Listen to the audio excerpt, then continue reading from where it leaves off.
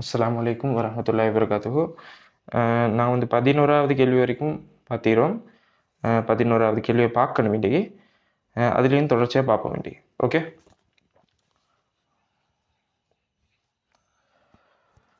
NH3 வாயுவானது பொருத்தமான நிபந்தனைகளில் பின்வரும் சமப்படுத்தாத ரசாயன சமன்பாட்டுக்கமைய O2 உடன் தாக்கமுற்று NO கேஸையும் H2O கேஸையும் உருவாக்குகின்றது. என்ன செய்தா? NH3 வாயு O2 ஓட தாக்கமடைந்து NO கேஸையும் நீரையும் கொடுக்கும். இதை நாங்கள் இப்போயே சமப்படுத்திருப்போம். இன்றைக்கி 3 ஐதரசன் காணப்படுது, இனி 2 ஐதரசன் காணப்படுது. அப்போ நாங்கள் இதை ஃபஸ்ட்டாக சமப்படுத்துறதுக்காக நான் இனி 2 போடுறேன். அப்போ இன்றைக்கி 3 போடுறேன். அப்போ 6 ஐதரசன். இன்றைக்கி 2 நைதரசன் ஆகிருச்சு. ஆகவே இன்றைக்கி நான் 2 போடுறேன். ஸோ அப்போ இன்றைக்கி ஆக்சிஜன் வந்து 2 3, அப்போ 5 ஆக்சிஜன் காணப்படுது. இங்கே வந்து 5/2 போடுறேன். சரியா? இப்போ வந்து இது பின்னத்தில் வந்து இருக்கிறதால நான் வந்து பின்னமாக வராமல் ஈக்கிறதுக்கு மொத்த சமன்பாடையும் 2ஆல் பெருக்கிறேன். சரியா? அப்போ வந்து 5/2ன்றது 5ஆக மாறும், 2 வந்து 4ஆக மாறும். இப்போ இங்கேக்கும் 2 4ஆக மாறப்போகுது, 3 வந்து 6ஆக மாறப்போகுது. ஓகே. NH3 கேஸின் 102 கிராமிலிருந்தும் அமோனியா வாயுட 102 கிராம் காணப்படுதா?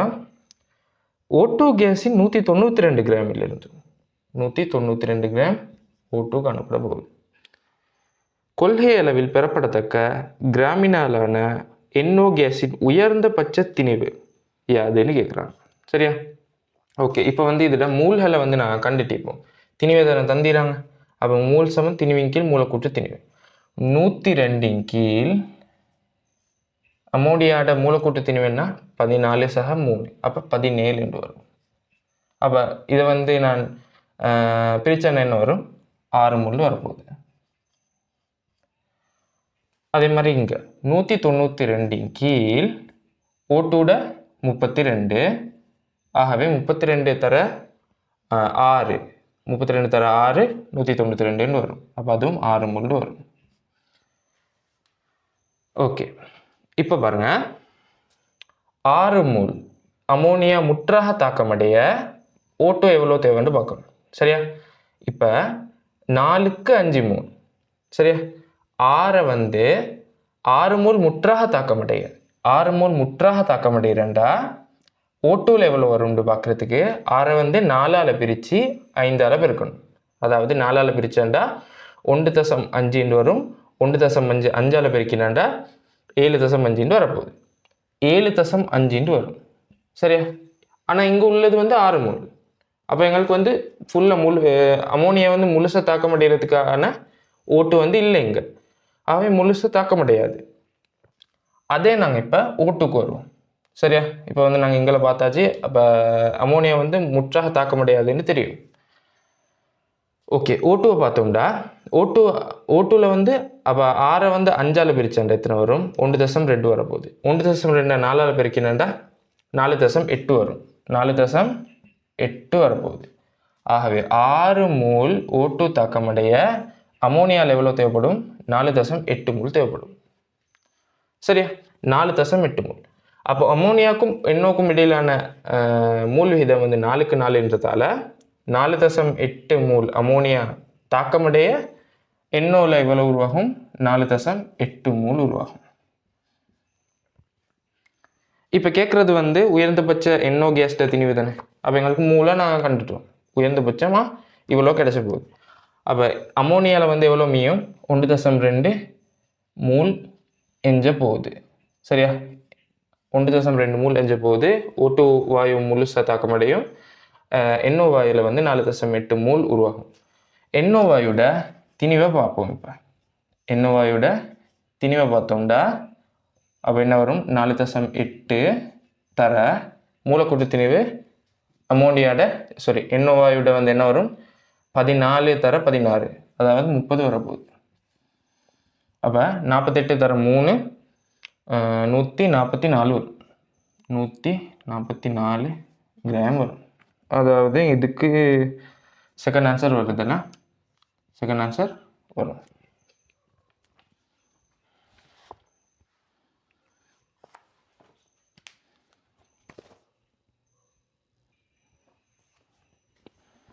ஓகே, 12வது கேள்வியை பார்ப்போம். பின்வரும் வெப்ப ரசாயன தாக்கங்களே கருதுக. இங்கே வந்து 3 சமன்பாடும் அந்த தாக்கங்களுக்கான வெப்ப உள்ளீடுகளும் தந்திராங்க. மேலுள்ள தரவுகளை அடிப்படையாக கொண்டு CO2H2 இந்த சமன்பாடு தந்துட்டு எனும் தாக்கத்தின் நியம வெப்ப உள்ளிறை மாற்றத்தின் பெருமானம் என்னான்னு கேட்குறாங்க. சரியா? இந்த 3 சமன்பாட்டையும் வச்சு தாக்கத்தையும் வச்சு இந்த தாக்கத்தை வந்து எடுத்தாண்டா எங்களுக்கு வந்து சரி இதுக்கான வெப்ப உள்ளுறையை வந்து காணலாம். அதுக்கு வந்து நான் இப்போ என்ன செய்கிறேன்டா, நீரை வந்து இல்லாமக்கிறேன்.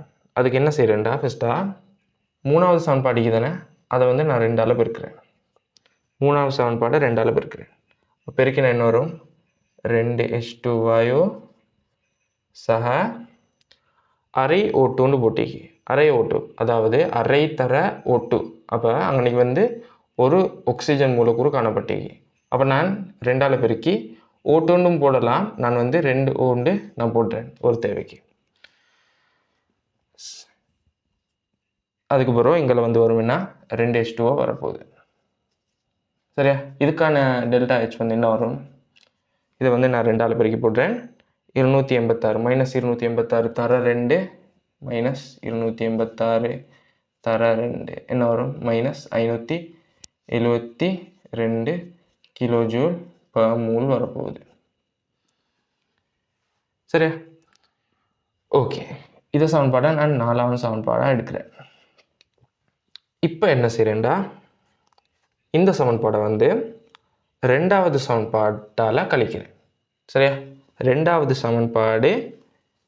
சமன்பாட்டை வந்து இதை சமன்பாட்டால் கழிச்சிடறேன். சரியா? 4வதால் 2 மைனஸ் 4 கழிச்சாண்டா என்ன வரும்? CH3OH லிக்விட் சக 3 O2 3 கீழ் 2 O2 அதாவது 3 கீழ் 2 தர O2. அப்போ அன்றைக்கி வந்து எத்தனை ஆக்சிஜன் மூலக்கூறைக்கு? 3 ஆக்சிஜன் மூலக்கூறைக்கு. அப்போ நாங்கள் வந்து இங்கே வந்து கழிக்கிறதால இதை வந்து நாங்கள் ஃபஸ்ட்டு நான் எழுதிட்டேனே, பரவாயில்ல. 3 ஆக்சிஜன் நான் போடுறேன். மைனஸ் சரியா 2H2 சக 2 ஆக்சிஜன் மூலக்கூறு. இங்கே என்ன வரும்? 2 ஆக்சிஜன் கொஞ்சம் பெரிய CO2 வாயு சக 2 நீர் மைனஸ் இந்த 2 நீர் வரப்போகுது. சரியா? அப்போ இந்த சமன்பாட்டில் என்னென்ன இல்லாமல் ஆகும்? 3 ஆக்சிஜன் 2 ஆக்சிஜன் இக்கி. ஆகவே இதில் வந்து 2 ஆக்சிஜன் இல்லாமல் ஆகும். அதே மாதிரி இந்த 2 நீரும் கேன்சல் ஆக போகுது. அப்படி கேன்சல் ஆகிறதால என்ன மிஞ்ச போகுதுண்டா, CH3OH சக ஆக்சிஜன் சக 2H2 மறை H2 வரும். இங்கே வரும் என்ன? இங்கே என்ன வரும்? CO2 கேஸ் வரப்போகுது. இதை நான் கொஞ்சம் ரீஅரேஞ்ச் பண்ணி எழுதுகிறேன்.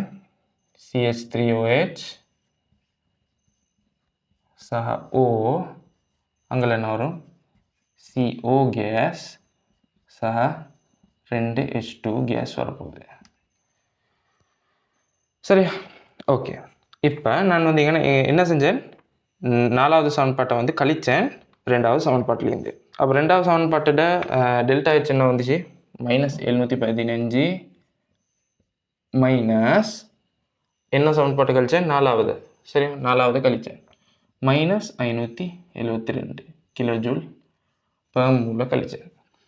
அப்படி கழிச்சதால மைனஸ் 715 சக 572 வரும். அப்போ 28 115 143 28 115 143 minus 143 kilo joule per mole.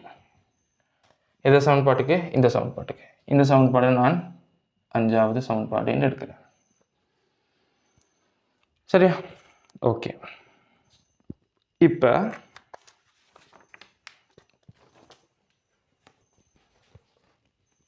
நான் மேலுள்ள இந்த சமன்பாடுகளை அழிக்கிறேன் தாக்கங்களை.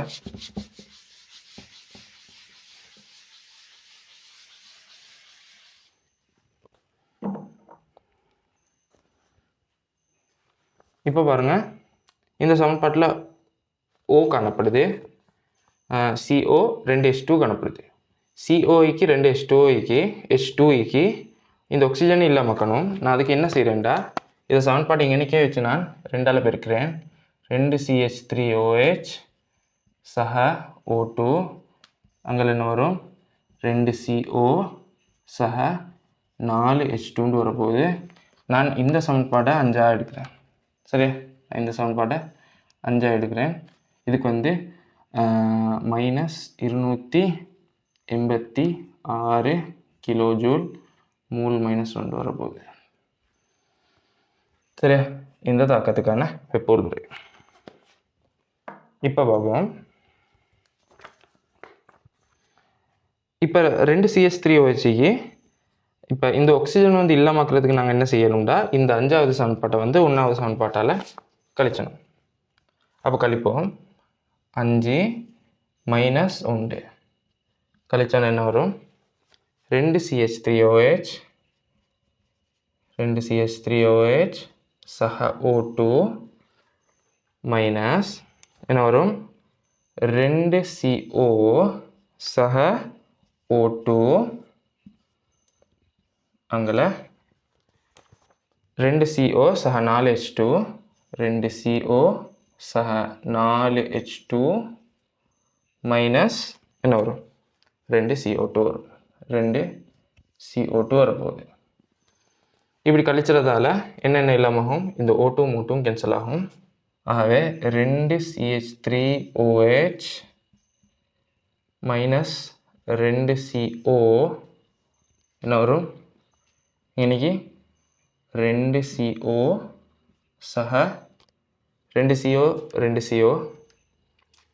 சரியா? அப்போ நான் வந்து இங்கே எடுத்து வரேன். எடுத்து வந்தேன்னா என்ன நடக்கும், கூட்டிப்பட்டாண்டா இது வந்து 4COவாக மாறப்போகுது. அதோட இந்த 2CO2 வந்து நான் இங்கே எடுத்து வரேன்.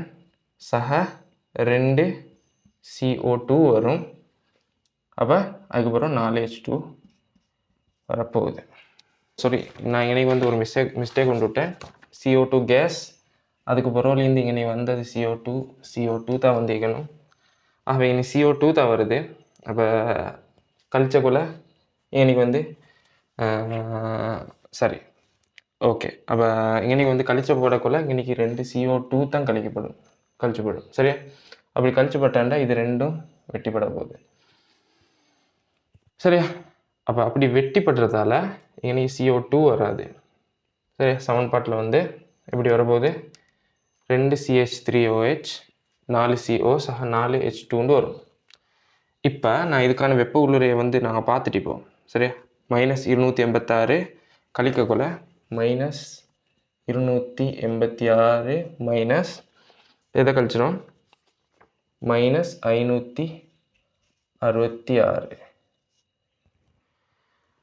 சரி, அப்படி கழிச்சப்பட்டா மைனஸ் 286 சக 566 வரும். அப்போ கூட்டிப்படுது. அப்படி கூட்டினா என்ன வரும், கூட்டினடா வரும் 280 கிலோ ஜூல் மூல் மைனஸ் 1 வரப்போகுது. சரி, ஓகே.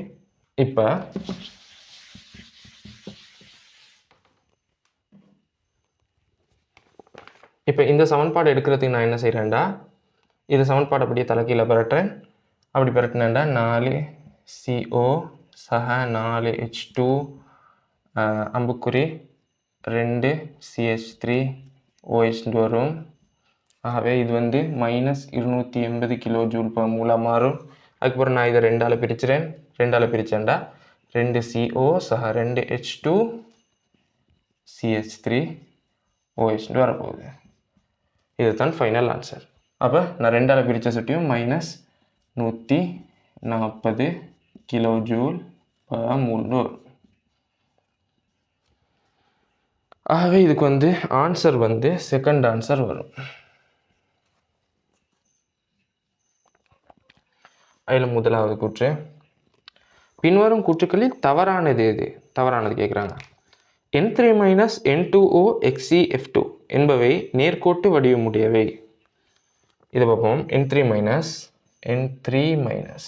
அது எப்படியானது? Nitrogen nitrogen nitrogen. இதில் வந்து நடுவில் வந்து 5 இலத்திரன்கள் மொத்தமாக 5 இலத்திரன்கள் காணப்படணும். ஒன்று குறவு. ஆகவே இதுக்கு ப்ளஸ் வரும். இதில் வந்து அட்டாக விதியை வந்து காட்டுறதுக்காக 2 தனிச்சொடி இலத்திரன்கள் வரும். இங்கனைக்கும் அதே மாதிரி வரப்போகுது. ஆகவே இதுக்கு வந்து மைனஸ், இங்கனையும் மைனஸ் வரும். ஓகே, அதே மாதிரி N2Oக்கு வருவோம். நான் எனக்கு எழுதுகிறேன். N2Oக்கு எப்படி வரும்? Nitrogen nitrogen oxygen. சரியா? அப்போ இதுக்கு ப்ளஸ் வரும், இதுக்கு ஏற்றம் வராது, இதுக்கு மைனஸ் வரப்போகுது. XeF2 அதுக்கு மைய அணுவா Xe வரும், ஃப்ளோரின் வரும், இனி ஃப்ளோரின் வரும். ஆகவே Xeயில் வந்து இறுதி ஓட்டில் 8 இலத்திரன்கள் காணப்படும். ஆகவே மீதி 6 வந்து 3 தனிச்சோடி இலத்திரன்களாக இப்படி காணப்பட போகுது. இதுவும் நேர்கோடு தான். சரியா? இதுவும் நேர்கோட்டு வடிவம், இதுவும் நேர்கோட்டு வடிவம், இதுவும் நேர்கோட்டு வடிவம். ஆகவே இது சரியான ஆன்சர். அடுத்த ரெண்டாவதுக்கு வரும். NO3 - BCl3 SO3 என்பவற்றின் இலத்திரன் சோடி கேத்திர கணிதம் ஒரே வகை கூடியது அப்படின்னு சொல்லி பார்ப்போம். NO3 - எப்படி வரும்? நைட்ரஜன் NO3 - ஒரு ஆக்சிஜனுக்கு 2 பாண்ட் வரும், மற்ற 2க்கும் ஒரு பாண்ட் வரப்போகுது. ஆகவே இதுக்கு ப்ளஸ் வரும், இதுக்கு மைனஸ் வரும். இது NO3 - அதே மாதிரி BCl3 குளோரின் குளோரின் குளோரின். அதே மாதிரி SO3 ஆக்சிஜன் ஆக்சிஜன் ஆக்சிஜன். இந்த 3 கட்டமைப்புகளும் தல முக்கோண இலத்திரன் சோடி கேத்திர கணித வடிவத்தை கொண்டிருக்கும். அதே மாதிரி வடிவத்தை கேட்டாலும் இந்த 3 ஒன்று தான். ஏண்டா இதில் வந்து வடிவம் வந்து தல முக்கோணம் தான் வரப்போகுது. ஆகவே இதை கூற்றும் சரி. அடுத்தது தேர்டுக்கு வரும். லித்தியம் தொடக்கம் ஃப்ளோரின் வரையான மூலகங்களில் அருட்டப்பட்ட நிலையில் அதிகூடிய சோடியற்ற இலத்திரன்களை கொண்டது கார்பன் ஆகும். ஓகே, கார்பன்ட சக்தி தரை நிலையில், கார்பன்ட தரை நிலையில் S ஆர்பிட்டல்ல 2 இலத்திரன்கள் காணப்படும். அதே மாதிரி P ஆர்பிட்டல்ல தனி இலத்திரன்கள் 2 காணப்பட போகுது. சரியா? அதே அருட்டிய நிலையில், அருட்டிய நிலையில் இந்த S ஆர்பிட்டல் உள்ள 2 இலத்திரன்களில் ஒரு இலத்திரன் வந்து என்ன செய்யும்டா P ஆர்பிட்டலுக்கு அருட்டப்படப்பட போகுது. சரியா? இன்னைக்கு இலத்திரன் போக போகுது. ஆகவே அருட்டிய நிலையில் வந்து சோடியாக்கப்படாத இலத்திரன்கள் 4 கொண்டிருக்கும். இது கார்பன். சரியா? அதான் மேக்சிமம் சோடியாக்கப்படாத இலத்திரன்களை கொண்ட, அருட்டிய நிலையில் சோடியாக்கப்படாத இலத்திரன்களை கொண்ட மூலகமாக காணப்பட போகுது மேக்சிமம். ஆகவே அந்த கூற்று சரி. அடுத்த 4வது வரும். மைய அணு sp2 கலப்புக்குட்பட்ட மூலக்கூறு அல்லது அயன் ஒன்று எப்போதும் 120 பகை பிணைப்பு கோணத்தை கொண்டிருக்கும். அந்த கூற்று சரியா? பாருங்க, 120 பகை வந்து இப்போ நான் 3 பொன் பேர் மட்டும் வந்தேன்டா அதில் வந்து 120 பகை வரும். இதே பாருங்க, இன்னைக்கு 2 பிணைப்பு சோடியும் ஒரு தனிச்சோடி இலத்திரனும் வந்தண்டா 120 பாகை ஆயிக்காது, 2 பாகை குறைஞ்சி 118 பாகையாக வரப்போகுது. சரியா? ஆனால் இதுவும் கலப்பு sp2 தான், இதுவும் கலப்பு sp2 தான். ஆகவே எங்களுக்கு வந்து செல்லுமா sp2 கலப்புக்கு உட்பட்ட மூலக்கூறுகள் எல்லாமே எப்போதும் 120 பாகையாக காணப்படும் அப்படி செல்லலாம். சரியா?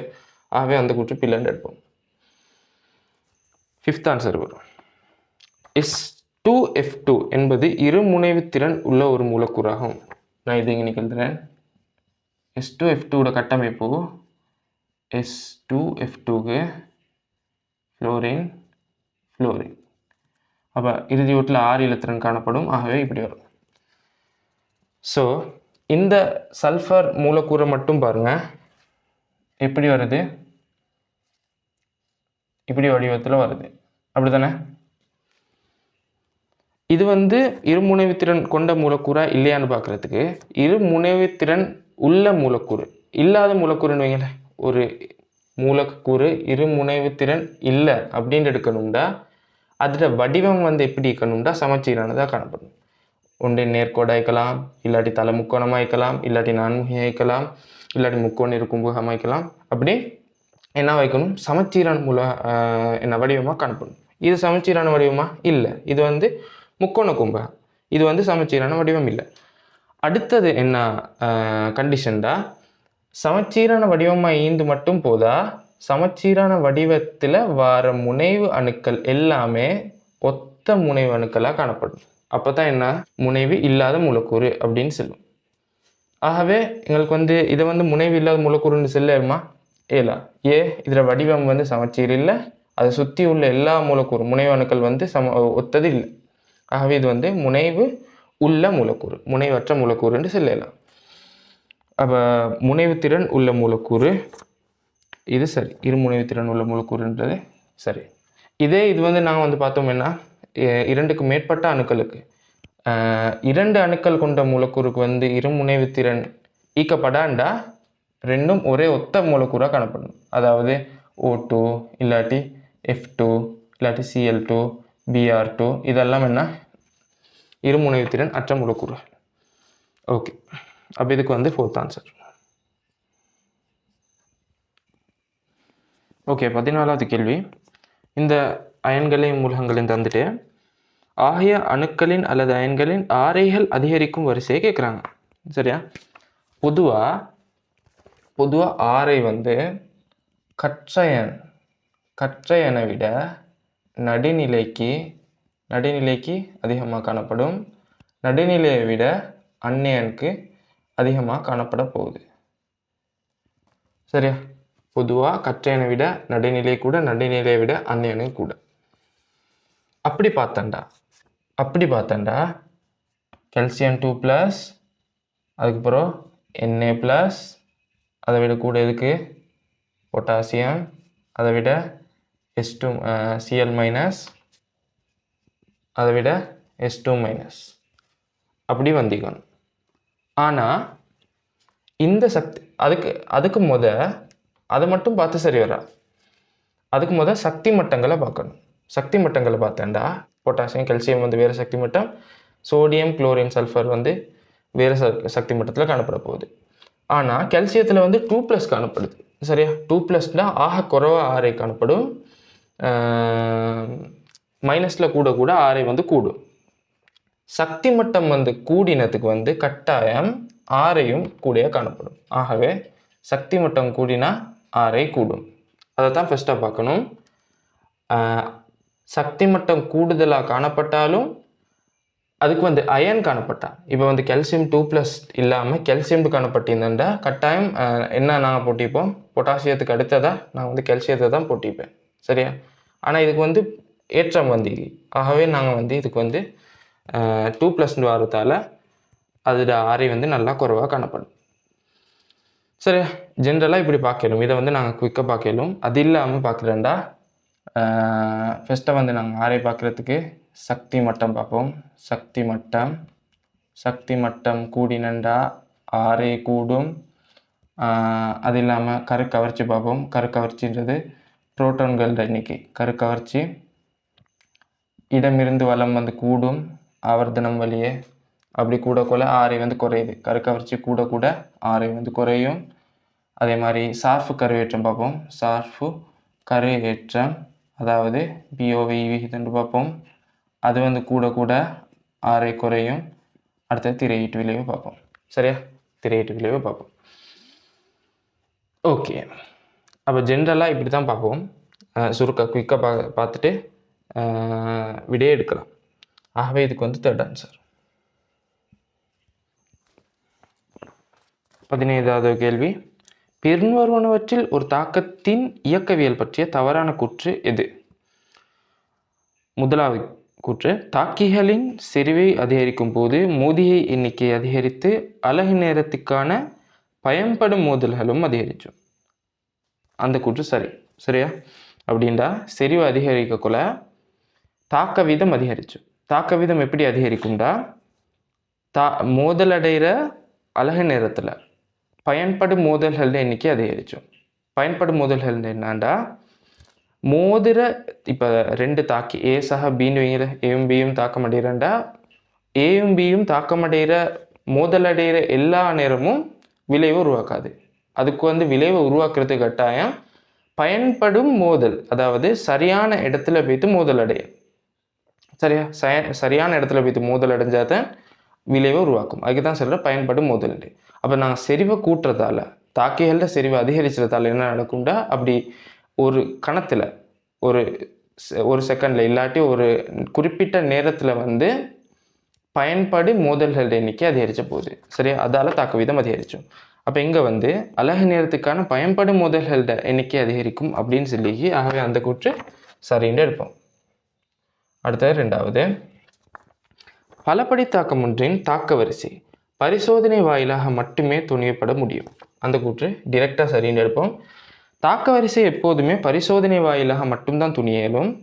மூலக்கூற்று திறன் ஒன்றிக்கு மூலக்கூற்று திறன் வந்து கொள்கை ரீதியானது. தாக்க வரிசை வந்து கட்டாயம் நாங்கள் வந்து பரிசோதனை வாயிலாக தான் துணிவோம். அதுவும் பலபடி தாக்கத்தில் வந்து தாக்க வரிசை பரிசோதனை வாயிலாக தான், ப்ராக்டிக்கலாக தான் துணிய வேண்டும். ஓகே, அந்த கூற்று சரி. அப்போ தேர்ட் ஆன்சருக்கு வருவோம். தாக்கம் ஒன்றின் மொத்த வரிசை எண் ஆக இருப்பேன் தாக்க வீத மாறிலி கே அலகு இப்படி மூல் டெசிமீட்டர் -3 1 - 10 செகண்ட் -1 ஆக அமையும் அப்படின்னு சொல்லிடுறேன். இதை நாங்கள் கொஞ்சம் டெஸ்ட் பண்ணி பார்ப்போம். நான் ஒரு சமன்பாடு ஒன்று எடுக்கிறேன். 2a சக b சீண்டு. சரியா? இது ஒரு முதன்மை தாக்கம் அப்படின்னு எடுப்போமே, தனிப்படி தாக்கம். சரியா? அப்படின்னு எடுத்தண்டா இதோட தாக்க வீத கோவை எழுதினா R = K, ஏட செறிவிட 2ஆம் அடுக்கு பீட செறிவிட 1ஆம் அடுக்குன்னு வரப்போகுது. இப்போ நான் அலகுகளை மட்டும் வச்சு பார்ப்போம். மூல் டெசிமீட்டர் -3 செகண்ட் -1 சமன் K. இன்னைக்கு ஏட செறிவு என்ன? மூல் டெசிமீட்டர் -3 அதோட வர்க்கம் மூல் வர்க்கம் டெசிமீட்டர் -6 தர பீட 1ஆம் அடுக்கு. ஆகவே மூல் டெசிமீட்டர் -3 வரப்போகுது. ஸோ நான் மூல் டெசிமீட்டர் -3 செகண்ட் -1 சமன் K தர இது ரெண்டையும் கூட்டுறேன், பெருக்கிறேன். மூல் கணம் டெசிமீட்டர் -9 வரும்.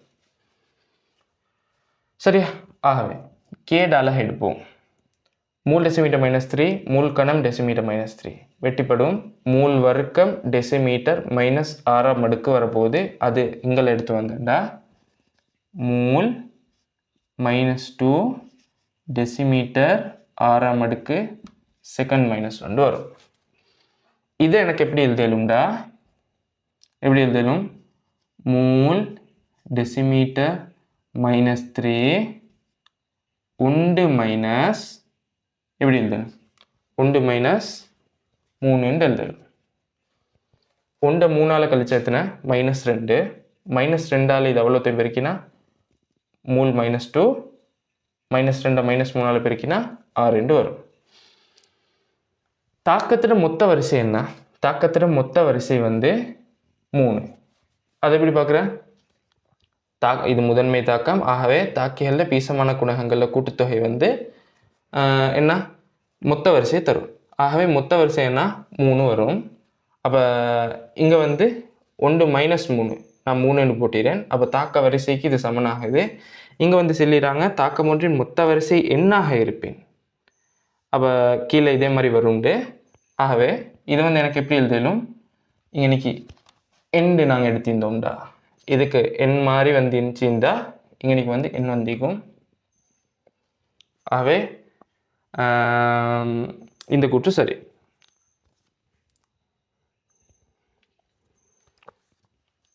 ஓகே, அடுத்தது 4வது கூற்றுக்கு வரும். வெப்பநிலை அதிகரிப்புடன் வீத மாறிலியின் பெருமானம் அதிகரிக்கும். அந்த கூற்று சரி. தாக்க வீத மாறிலி மட்டும் இல்லை, சமநிலை மாறிலி கேசி, கேபி, கேடி, கேஎஸ்பி எல்லாமே வெப்பநிலையோடு அதிகரித்த போது. ஆகவே தாக்க வீத மாறிலியும் கட்டாயம் அதிகரிச்சு. 5வது கூற்று வீத விதியில் அடங்கியிருக்கும் சகல தாக்கிகளும் மெதுவான படியில் பங்கு கொண்டிருக்க வேண்டும்.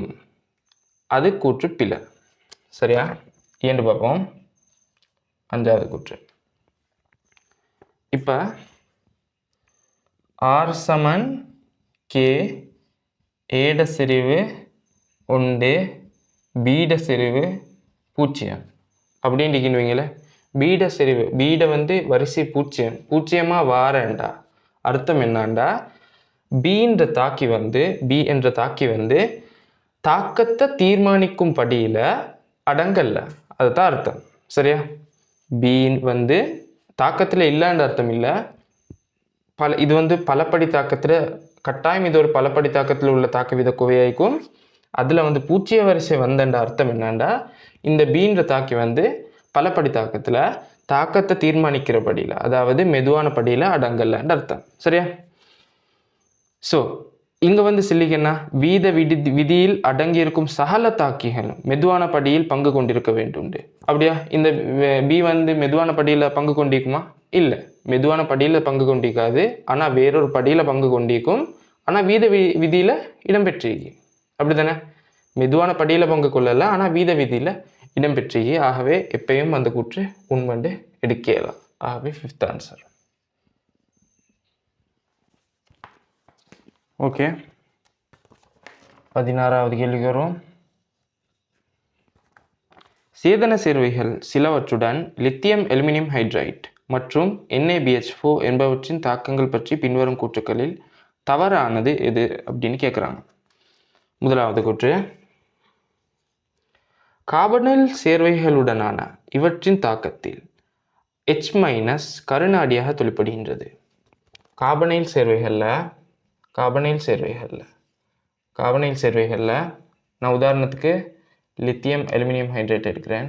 லித்தியம் அலுமினியம் ஹைட்ரைட் சக நீரும் போடுவோம் தானே. போட்டாண்டா CH மேலே OH வரும். லித்தியம் அலுமினியம் ஹைட்ரைட்ன்றது என்னண்டா H- தான் ஹைட்ரைட்னு சொல்லுவோம். இது வந்து ஒரு கருநாடி. இந்த கருநாடி தான் இந்த கார்பனை பேத்து தாக்க போகுது. இந்த கார்பனை வந்து இந்த ஐதரசன் தான் பேத்து தாக்கும். இங்கே வந்து ஆக்சிஜன் வந்து பகுதி அளவு மறையேற்றம் கொண்டிருக்கும், கார்பன் வந்து பகுதி அளவு நேரேற்றம் கொண்டிருக்கும். அதே மாதிரி இங்கே ஐதரசன் வந்து என்ன பகுதி அளவு மறையேற்றம் கொண்டிருக்கி. இதில் உள்ள நீரில் உள்ள ஐதரசன் வந்து பகுதி அளவு நேரேற்றம் கொண்டிருக்கி. ஆகவே இதில் உள்ள நீரில் உள்ள ஐதரசன் தான் ஆக்சிஜனுக்கு போகும். லித்தியம் அலுமினியம் ஹைட்ரைட் அப்படின்னு சொல்கிறதுக்கான காரணமே ஐதரசன் வந்து ஒரு கருநாடியாக தொழிற்பட்டு இங்கே உள்ள கார்பனை வைத்து தாக்குறது தான். ஆகவே இந்த ஐதரசன் வந்து லித்தியம் அலுமினியம் ஹைட்ரைட்லேருந்து வந்து. சரியா?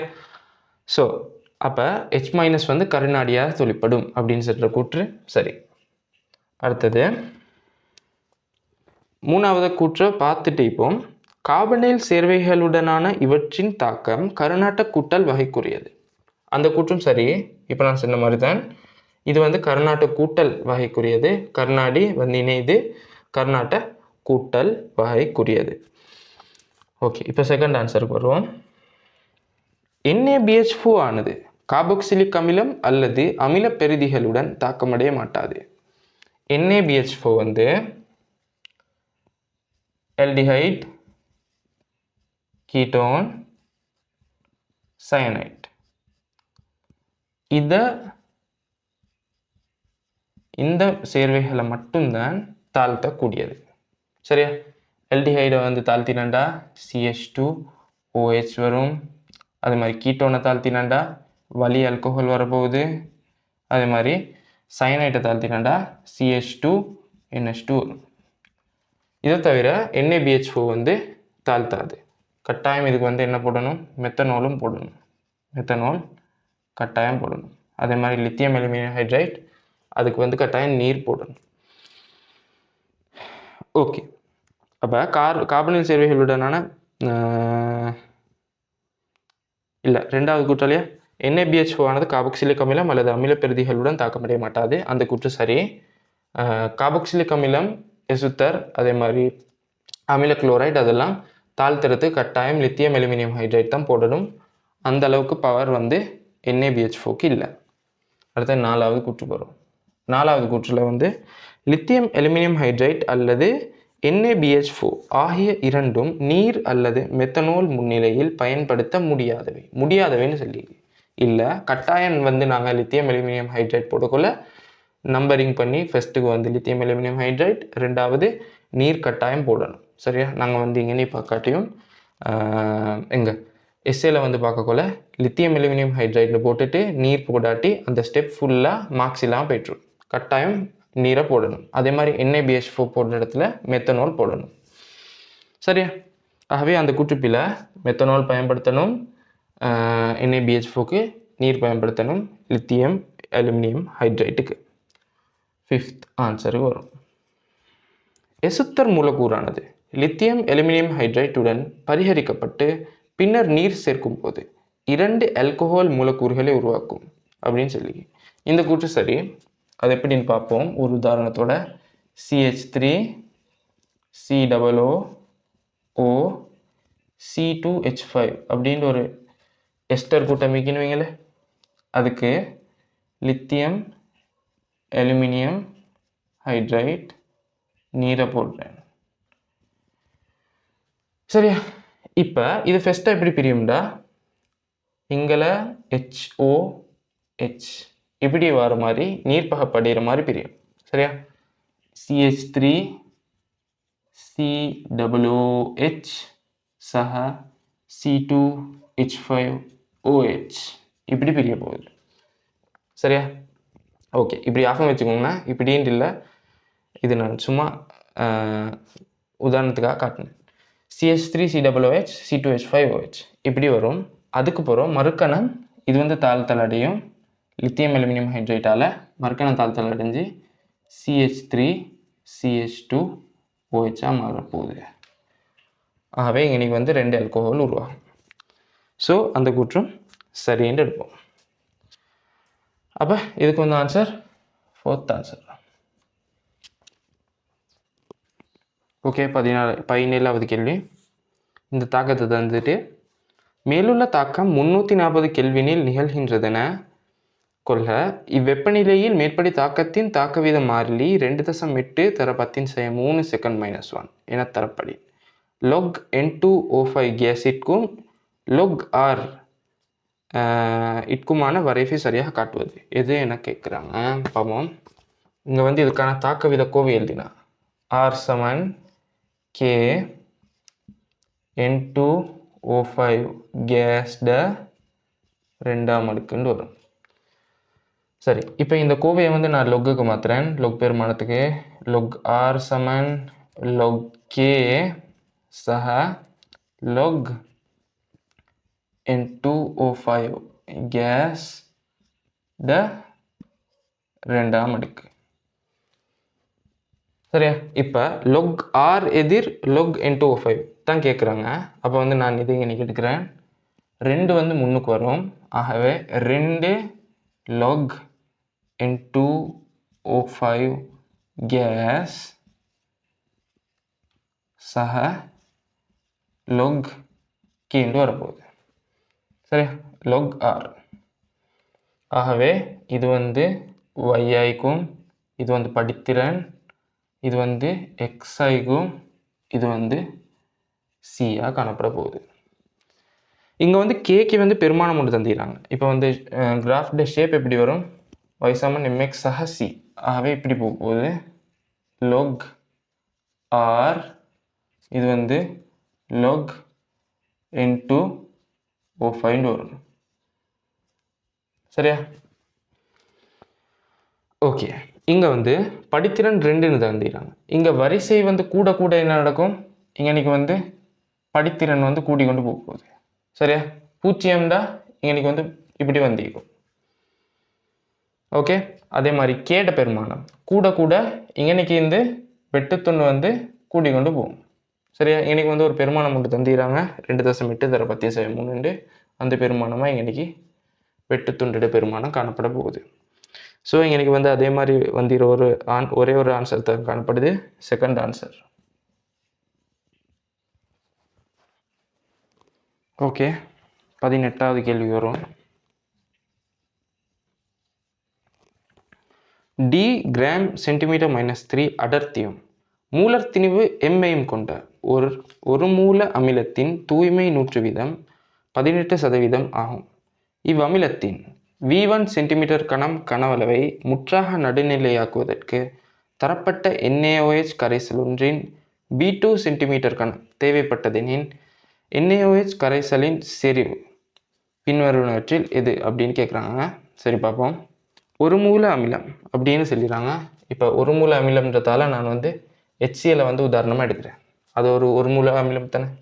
ஆகவே நான் இனி வந்து HCl சக NaOHன்னு போடுறேன். NaOH NaCl சக H2O வரும். சரியா? ஓகே, இப்போ இதில் V1 சென்டிமீட்டர் கணம் கனவளவு, NaOH V2 சென்டிமீட்டர் கனவளவு. அதே மாதிரி NaOH கரைசலில் செறிவை தான் கேட்குறாங்க. இதை வந்து நான் C2 எடுக்கிறேன். சரியா? ஓகே, இப்போ C1க்கு தேவையான தரவுகளை தான் தந்திராங்க. செறிவுக்கு இல்லாட்டி இதுக்கு வந்து மூலர் திரண்டு செல்லும். சரியா? அதுக்கு வந்து ஒரு சமன்பாடு உண்டிக்கு திணிவு 100%, திணிவு சதவீதம் தர அடர்த்தி தர 10 கீழ் மூலக்கூற்று திணிவு. சரியா? ஓகே, இதில் போட்டேன்டா 18% தானே தந்திராங்க. 18 டி தர 10 கீழ் மூலர் திணிவு. சரியா? இது வந்து இதில் HCl செறிவாக காணப்படும். இப்போ இதை வந்து நான் வந்து இதுக்கு சமன்படுத்துகிறேன். சரியா? இதில் வந்து மூல் விகிதம் என்ன? 1:1. சரியா? மூல் விகிதம் 1:1 தானே. அப்போ எனக்கு என்ன செய்யலாம்டா? C1 V1 சமன் C2 V2 அப்படி தானே. ரெண்டு பக்கம் மூல் சமன். ஆகவே நான் இதுக்கு போடுறேன் 180 18 தர 10 பெருக்கியே போடுறேன். டி கீழே M2 வரும் தர V1 சமன் C2 V2. ஸோ எங்களுக்கு NaOH செறிவு தான் தேவை. ஆகவே C2 காணணும். C2 சமன் 180 டி கீழ் M தர V1 கீழ் V2. V1 கீழ் V2. ஓகே, இப்போ ஃபஸ்ட் ஆன்சர் தான் வரும். அதில் வந்து என்ன செஞ்சுக்கி 1.8 தர 10 டி V1 கீழ் M V2 கொஞ்சம் இணைய மோடிஃபை பண்ணிக்கி. அது தவிர வேறு ஒன்றும் செஞ்சில்லை. ஸோ ஃபஸ்ட் ஆன்சர் தான் வரும். ஓகே, 19வது கேள்வியை பார்ப்போம். 27 பாகை சியில் வாய்க்குடுவை ஒன்றில் N2O2 வாயுக்கள் முறையே 2:3 எனும் மூல் விகிதத்தில் காணப்படுகின்றன. குடுவையினுள் அமுக்கம் 2.5 தர 10 பெஸ்கலாக காணப்படும் ஆயின் குடுவையில் உள்ள வாயு கலவையின் அடர்த்தி என்னான்னு கேட்குறாங்க. அதுவும் கிலோகிராம் மீட்டர் -3 கேட்டீங்க. சரி, பார்ப்போம். இப்போ மூல் விகிதம் வந்து எப்படி தந்திராங்க? O2க்கும் N2க்கும் 2:3 அப்படி தானே. சரி, இப்போ வாயு கலவையிட அடர்த்திக்கு வாயு கலவையிட மூலக்கூற்று திணிவை கண்டுபிடிப்போம். சரியா? மூலக்கூற்று திணிவை காண்றதுக்கு என்ன செய்யணும்டா,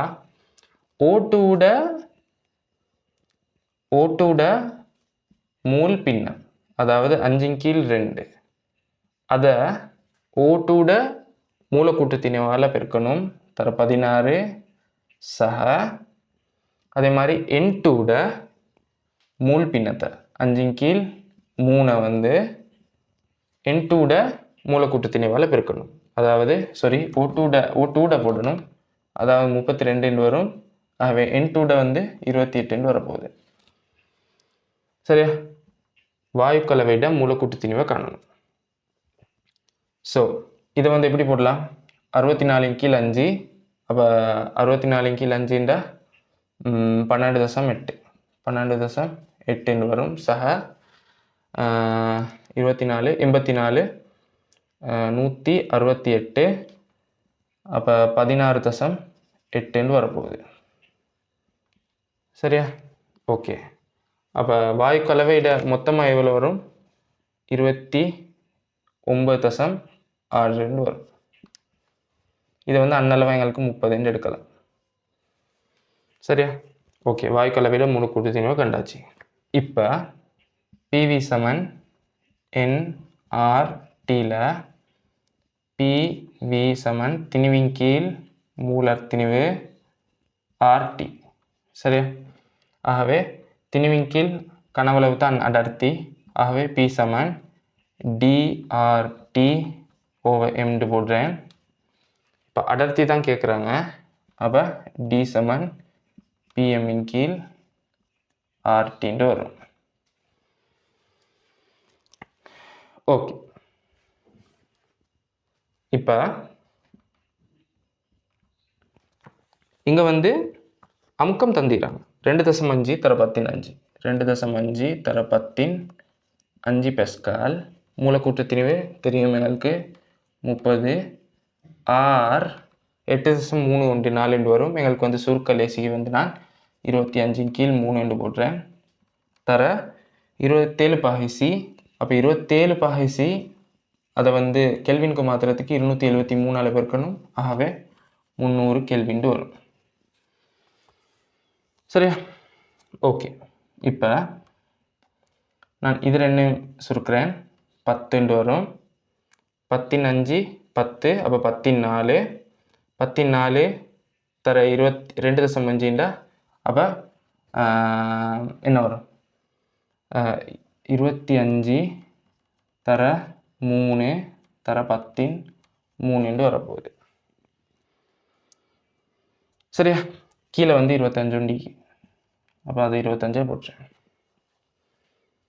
13 வந்திக்கு அது வந்து எதுக்கு வந்திக்கின்றா, நாங்கள் வந்து இன்னைக்கு வந்து கிராம் மூல் -1 வாரத்தால் விட. சரியா? அப்போ இங்கே கேட்டிருது வந்து கிலோகிராம் மீட்டர்-3 தான் அடர்த்தி வரணும். ஆகவே நாங்கள் வந்து இதை வந்து கட்டாயம் 10⁻³ பெருக்கணும். அப்படி பெருக்கினண்டா வரும் 3 விட 3 கிலோகிராம் மீட்டர்-3 வரும்.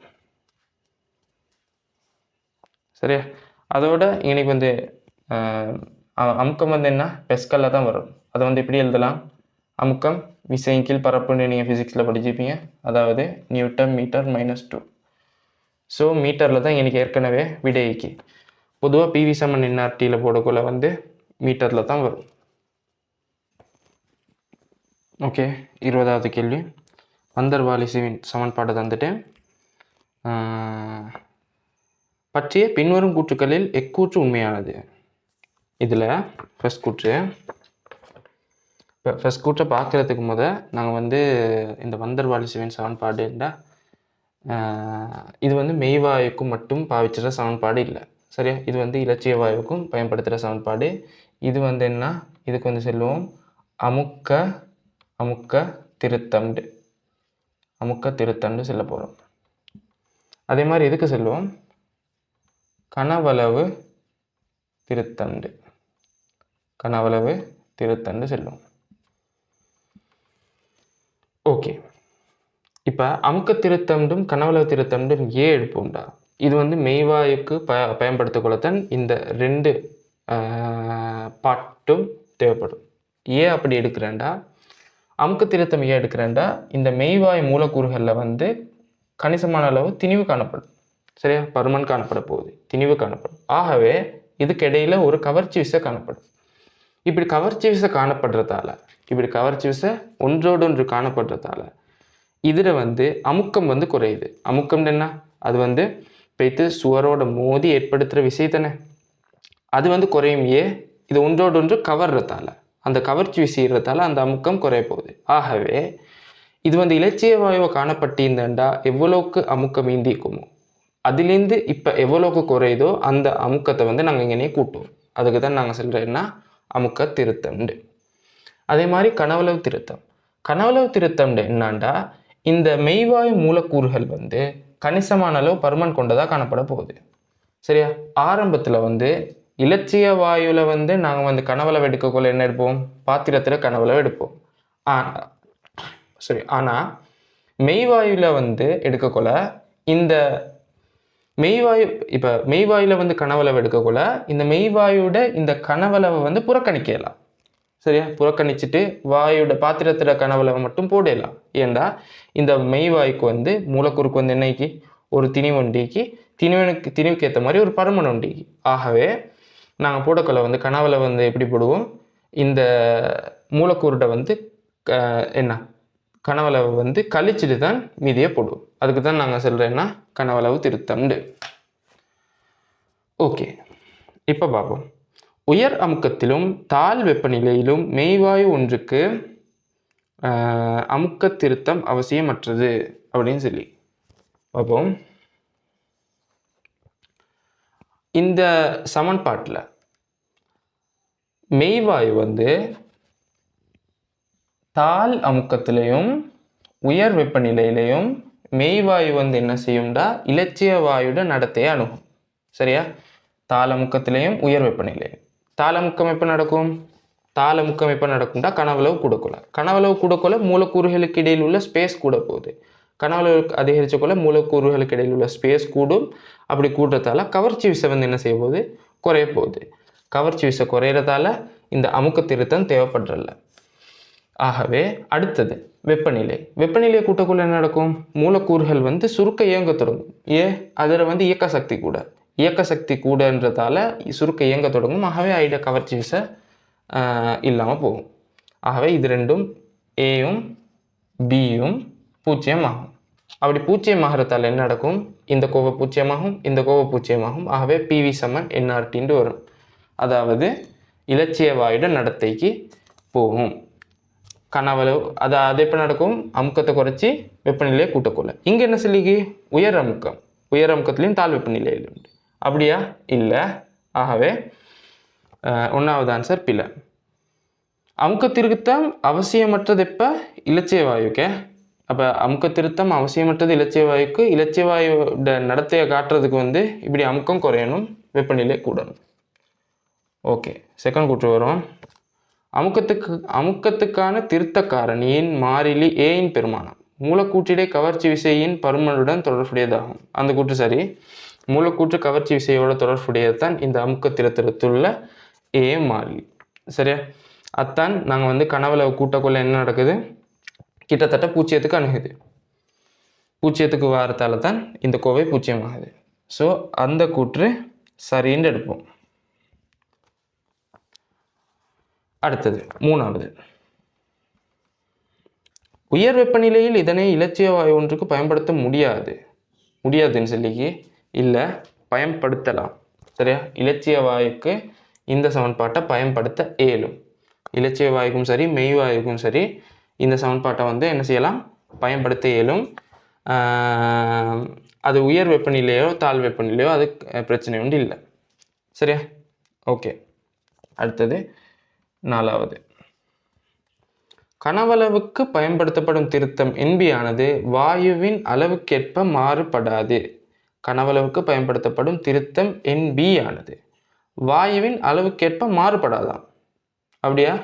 இல்லை, கட்டாயம் இந்த NBயில் உள்ள எண் வந்து எப்படியானதுண்டா சரியா சாரி பி வந்து இந்த கூற்றுப்பில பி வந்து பீட அலகு என்ன வரும்டா மீட்டர் கணம் மூல் -1 அதாவது ஒரு மூல் மூலக்கூறுட பருமன் தான் சொல்றேன்னா இந்த பீன்றது ஆகவே இது வந்து கட்டாயம் என்ன பருமனில் தங்கிக்கும் சரியா கனவளவு பருமனில் தங்கிக்க பொழுது ஆகவே இங்கே வந்து வாயுட அளவில் தங்கிக்க மாட்டாது என்று சொல்லிக்கு அப்படி இல்லை NB வந்து வாயுட அளவு வந்து மாற மாற என்ன செய்யும் மாறும் ஆகவே அந்த கூற்று பிழை மாறிலி Bயின் அலகு மீட்டர் கணம் ஆகும் பிழை இப்போ தான் பார்த்தோம் என்ன மீட்டர் கணம் மூல் -1 வரும் ஆகவே இதுக்கு வந்து செகண்ட் ஆன்சர் வரப்போகுது